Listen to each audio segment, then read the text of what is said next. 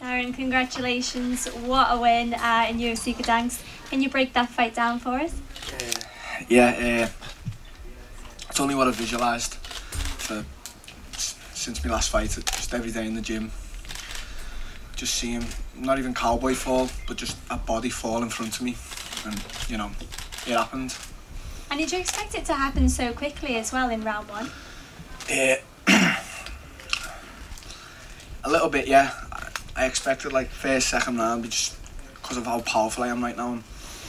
And, I'm just so powerful, and I knew as soon as he walked in the cage that I had his number. He didn't know how to take me. When the fight was booked and that, and a lot of people were saying they don't know me, and Cowboy's like he doesn't care. And I never ever took disrespect or anything like that. But when people actually see me in the flesh and they see how I carry myself around, they see that it's not fake. I'm not like a fake confidence. I'm just totally believing myself. And when he walked into that cage, you could just feel it, that air of confidence from me. And I already knew I had him as soon as he walked in. So there was a little bit of drama at the end. You called out Mike Perry. Why was it him in particular that you wanted to fight?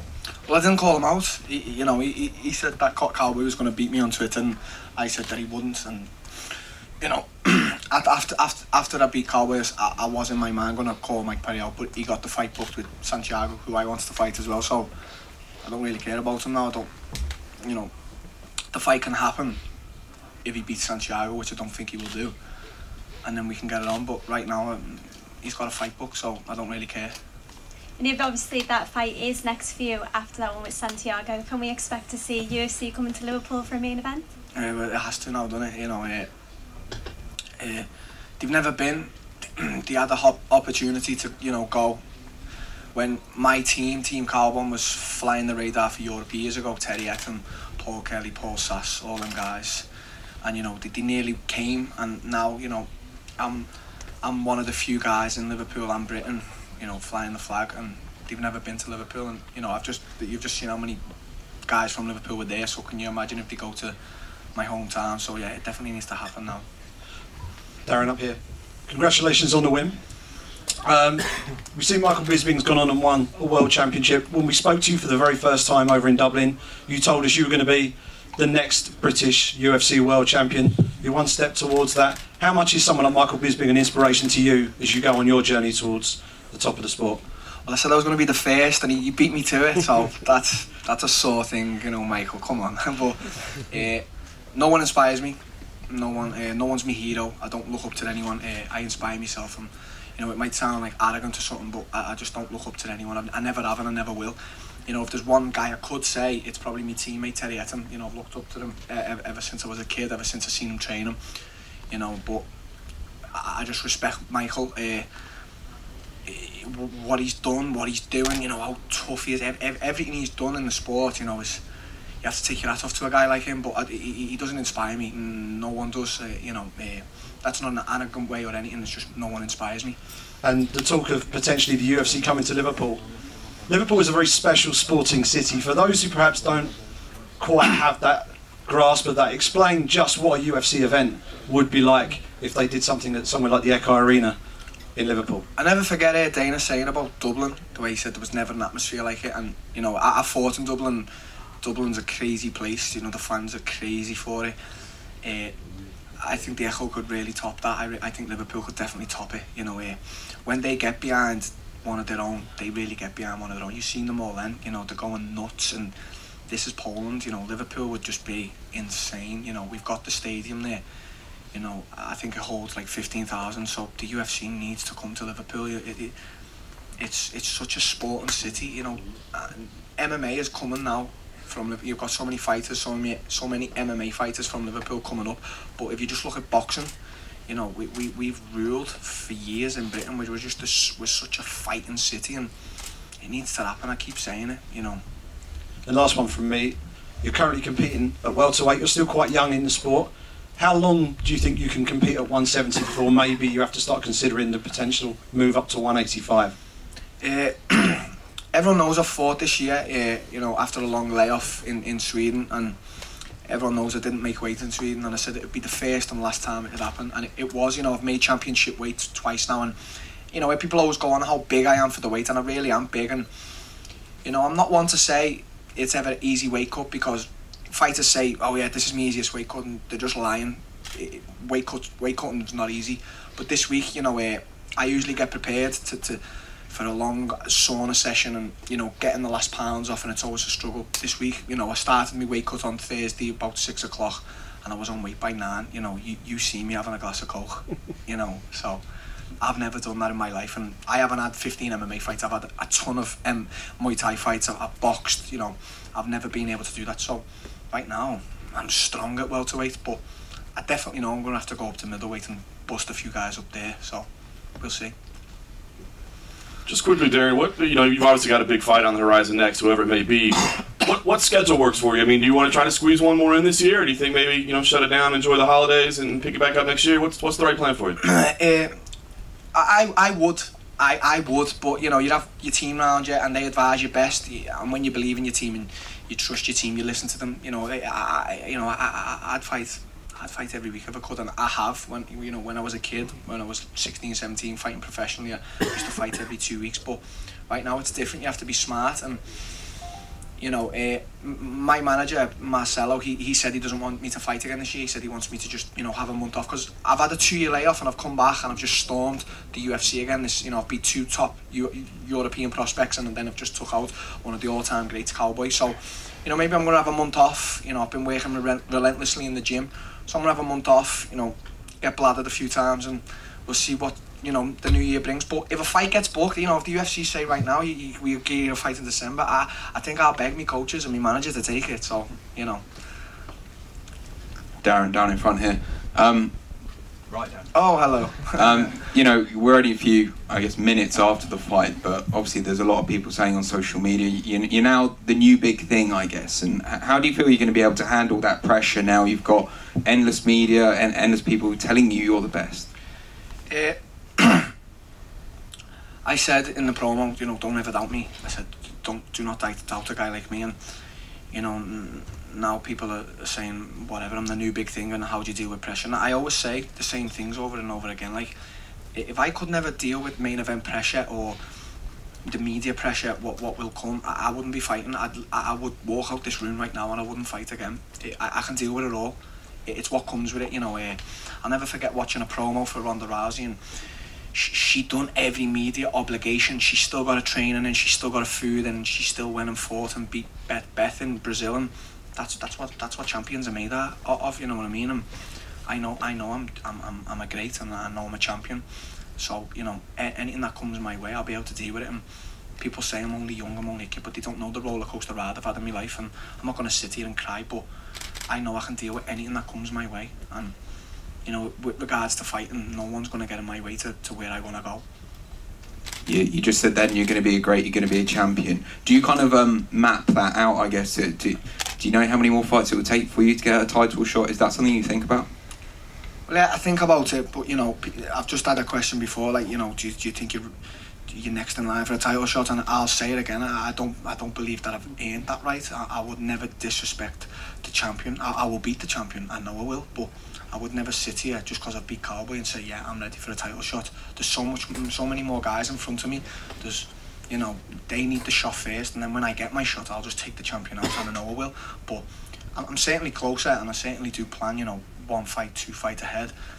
You know, I'll ask for that title shot as soon as I take another 2 guys out. But for now, I just want to relax for like a month and see what the UFC offer me, and whatever they offer me, I'll take. I don't care.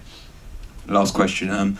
Did you exchange words with Donald after the fight? Obviously, it was a very friendly build-up. You had a lot of respect for each other before, but did you exchange words after? Yeah, he come up to me, you know, and he was just, you know, he congratulated me, and I thanked him for the opportunity. You know, when we were building this fight up, and, you know, you get certain fighters and certain people, they try to trash talk, and it comes off as very fake. When I say things, I'm not trash talking, I'm just speaking my mind and what I believe and what I think. And, you know, I've been a fan of Cowboy since I've watched him in WEC. You know, I respect the guy, and let's make no mistake about this. He gave me the opportunity. He could have said no to fighting Darren Till. He could have, and nothing would have changed. But he said yeah. So I have the utmost respect for a guy like Cowboy Cerrone, who will fight anyone, anytime, any place. And for him to fight a guy like me, I'm 24. I'm hungry. I believe I can beat anyone on this earth. That man's got balls. So I respect him so much. Darren, here. Hello. Please describe Polish crowd, Polish people, because I think the atmosphere at the arena today was amazing. Crazy, yeah. I didn't know how to take it. Like, I don't know. They were just shouting. I don't think they were shouting for anyone. They were just shouting. They were. I mean, they were cheering for me, cheering for Cowboy. They were cheering for the referee. I just don't know. They were crazy crowd. Like, I don't know if it's just Gdansk or Poland itself. I heard a lot about how the fans are, but this is a place that the UFC needs to frequent more, because that atmosphere was. I've fought 3 times this year, and that was the best atmosphere this year. So Poland can be proud of the crowd that we have. 1,000,000%, of course. Yeah, fucking, you're crazy. So, Arkadiusz Pawłowski, Sporty Walki.org. Darren, you, as you said, you convincingly beat one of the best guys in the welterweight division. You've shown us all what you're made of. You have been confident from the beginning, but what is your biggest strength, like in the octagon and outside of it? In the octagon, I believe I'm the most intelligent fighter. I don't believe it's the strongest or the best black belt on the ground or the best striker. I believe I'm the most intelligent. I believe I control everything so well. Cowboy was throwing push kicks, and people see me get low kicked in my last fight and they took that as a weakness. I was letting Boyan low kick me in my last fight. I was drawing him in to what I wanted. And people always say, well, how are you going to deal with this pace? They said at my last fight, how are you going to deal with Boyan's pace? How are you going to deal with Cowboy's pace? They have to worry about dealing about my pace. I bring them into my world, and my world is different. When you're in my world, it's my rules, and that's what I do with every fight. And outside of it, I'm just normal. I'm just normal. I'm fucking crazy. I'm crazy, but I've just, ever since I was a kid, when I found fighting, I tried to do 9 to 5 jobs with my dad and my uncle, and I just fighting. I didn't want to go to school. I didn't want to do anything. I just wanted to fight, and right now it's all paying off. That's a great example for the kids, by the way. Okay. Stay in school, kids. Don't listen to me. I'm crazy. Yeah, and about Thursday, when you had the face-off with Cowboy, he was. We didn't know what he was talking about, but he was telling you something during the face-off, and he told me that he was telling you to lighten up, kid. Lighten up. Don't be so tense. He was giving me pointers. He was telling me how main events work. I have to listen to a guy like him. He knows what he's talking about, and. I wasn't trying to intimidate him or nothing. I was just coming in with my normal, traditional face-off. I put my hands behind my back, and he's saying, loosen up. And I'm like, okay, Cowboy, if you say so. But, every fighter in this world I respect, so, So that wasn't you being arrogant or disrespectful, that was you just being you, being focused. People, one thing with me is I am not arrogant, I am not cocky. I don't think I'm better than anyone in this world. I am just confident in me. Yous all aren't going to believe in me if I don't. No one, my mum, my coach, I need to believe in myself, so I do 100%, and I don't really give a fuck what anyone thinks, if they think I'm being arrogant or what. It's definitely not arrogance, it's just my confidence. It's just, that's who I am. I'm not fake, I'm not anything. I'm just very, very confident. Darren, can you explain for us just how valuable the time you spent down in Brazil was for your career and your growth as a fighter, and also how important it was for you to come back home and train out of Liverpool again? It was. If I say there was anything in my life that changed it, it was that whole process. I think everybody now ever knows the story that I got stabbed and I was nearly on death's door in Liverpool, and my coach Colin Heron decided to send me off to Brazil. And I got there and there was a 6-month plan. Not many people know this, but I'll never forget it. There was a date to come back to Liverpool. It was July 2013. I think it was the 13th of July 2013 to come back to England after being 6 months in Brazil. Like, that was 6 months was going to change me in Brazil, and I ended up going out there, and as I've just said, I'm crazy. I got a girl pregnant, and she's like, well, what are you doing? You're going to stay or go? And I'm like, well, I've got to fucking stay now, haven't I? So so let's make a life in Brazil, and that's what I did. I adapted. I didn't speak any Portuguese, and I'll never forget going into supermarkets and not being able to say a word, and the girls are all like and laughing at me because I didn't speak the language, and I thought, oh, well, I'm going to learn Portuguese now, and I'm just going to set myself up out here, and I know that I'll get to the UFC doing that. And everything I've said and done, everything I've said in my mind I've done, and it's all coming true. And you know, it only comes true when you work hard and believe in shit like that. And what about coming home? Are you now back at home for good now, or are you going back to Brazil again eventually? Well, yeah, I've been back in Liverpool this whole year. You know, I felt like I needed to come back to you know, see Colin, and in my opinion, Colin's one of the best coaches in the world, and I wanted to really just get back and focus on striking and certain training things with Colin. I didn't come back for family or anything. I didn't, you know, you know, you get certain fighters, you know, I always overhear them talking about how much they're missing the family after a month, and I think, mate, you need to shut up. I haven't seen my daughter for over a year, you know, and I'm dealing with that in my way. You know, I'm not sitting here crying, but you know, I haven't seen my own daughter face to face in 1 year. She's only 3, but I know what I'm doing is bigger than me and bigger than her. It's all for me and it's all for her, and you know, everyone that supports me. And right now I'm just gonna live in Liverpool, go back to Brazil every time I can, and just keep it like that. Just keep it simple. Darren, here. Hello. Hey, congrats on your win. Thank you. So your previous fight was not very long time ago, because you fought Bojan in Rotterdam. It was in September, and it went full distance, and it was a striking war.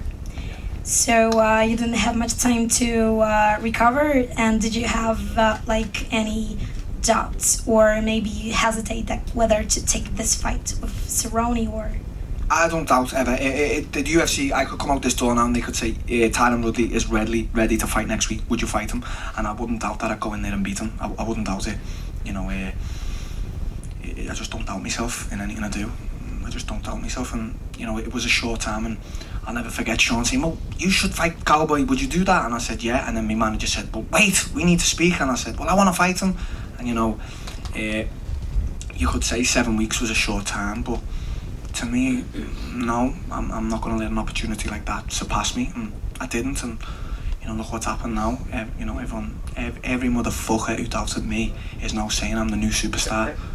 So yeah, for real, there's gonna be a big hype, so prepare. The hype's not real though. People need to believe. With me, with anyone, it's not about hype, it's about belief. Yeah, but people are finding out that there's someone like you, and exactly. It's gonna be a mess. Yeah. So again, I would like to swing back to this comparison with the previous fight with Bojan. Yeah. So it went full distance. It was a striking war. Yeah. And now first round, so TKO, and I know that we shouldn't compare fights like that, but it looks like Bojan was a bigger challenge for you than Cowboy. What can you say about that? No. Can you compare them? Yeah, I can compare it. No, Bojan just didn't bring the best out of me. It was, I'm not disrespecting him, but it just wasn't hard. You just said it was a striking war, and you know, people saying, oh yeah, like, you know, visually, because visually, we don't feel. Of course, yeah. But you know, like I remember my coach Colin saying to me after the fight, why was you letting him low kick you? We all know you was doing it on purpose, and I was bringing him into my game, drawing him in, you know, letting him feel comfortable getting that leg kick off. And I noticed that Cowboy tried to leg kick me a few times, and if you notice the fight with Bojan and Cowboy, when Bojan leg kicked me, I lit him. When Cowboy did it tonight, I didn't lit him. I didn't let Cowboy get into that little. Every time he low kicked me, I threw the left hand if it landed or what. But no, Bojan wasn't a stronger competitor. I don't believe he brought the best out in me, and that's no disrespect to him, but I was, you know, too relaxed, having too much fun. Tonight, I wasn't here for fun with Cowboy. Cowboy's Cowboy. Yeah, so you're very confident, obviously, and if you look at the division and you look at the other fighters in your division, who do you think that will give you the hardest fight of all of them? A guy that can bring me up my pace, a guy who can just come in, doesn't give a fuck about what I do, and just drives me to the fence, tries to throw me on my back and just beat the shit out of me. You know, I mean, I hope they're not watching now, because they're all going to do it. Shit, what have I said? You have a name in mind? Sorry? You have a name in mind? I think really the hardest person in the welterweight division is Damian Maia. I do. It's just, we've seen time and time again, you think, oh yeah, I can. It's mad being in that world of like the ground. I always think about with my coach, Marcelo Brigadier, when he'd call me to roll, and I'd be like, I'm going to do this, I'm going to do that. They just bring you into this crazy world of false insecurity, and they just fucking strangle the life out of you when they're ready. And Damien does that. Damien doesn't come in to punch or whatever. He thought he was a striker a few years ago, and you know, now he's gone back to what he knows, and he is, to me, you know, I think he's the biggest challenge for anyone. You know, I know Corby's fighting him now, and Corby's a relentless wrestler, but I believe that Damien is the hardest fighter in the welterweight division.